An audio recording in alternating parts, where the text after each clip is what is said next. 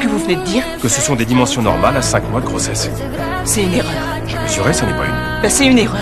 Recommencez. Une femme appelée Julie s'évanouit d'un coup pendant un cours de yoga. Urgence, direction l'hôpital. Sauf que Julie ne veut pas être là. Elle et son mari sont persuadés qu'un accouchement à la maison, avec une sage-femme, serait plus naturel, plus confortable. Les médecins la recadrent. Son trouble du rythme cardiaque est dangereux. Tant que ce n'est pas stabilisé, elle n'a pas le droit de partir. Quand ils veulent lui donner un traitement, Julie s'y oppose violemment. Non, pas de médicaments, non. C'est compatible avec une grossesse.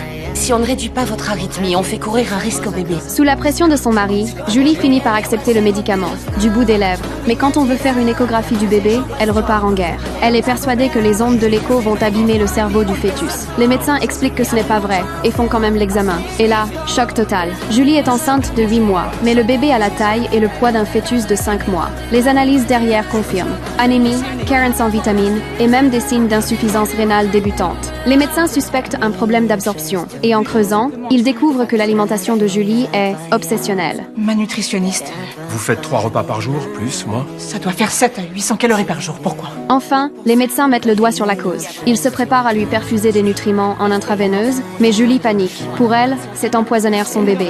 Votre bébé est menacé, il souffre de malnutrition. J'offre à mon bébé un régime sain, des produits fermiers en circuit court. Il n'est pas question qu'on lui injecte des toxines et des produits chimiques. L'équipe veut forcer le traitement, mais le comité d'éthique tranche. Ils ne peuvent pas passer au-dessus de la volonté de la patiente.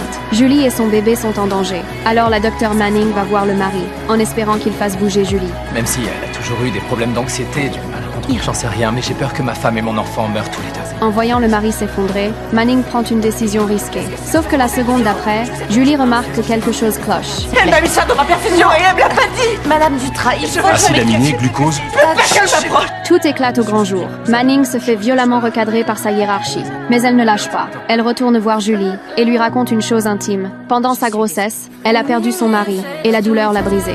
Mais vous laissez votre peur gagner, et ça ne peut que mal se terminer. Et c'est là que l'état de Julie se dégrade d'un coup. Manning tranche, césarienne, tout de suite. Julie, si vous ne nous laissez pas vous aider, votre bébé va mourir. D'accord, faites-le. Merci.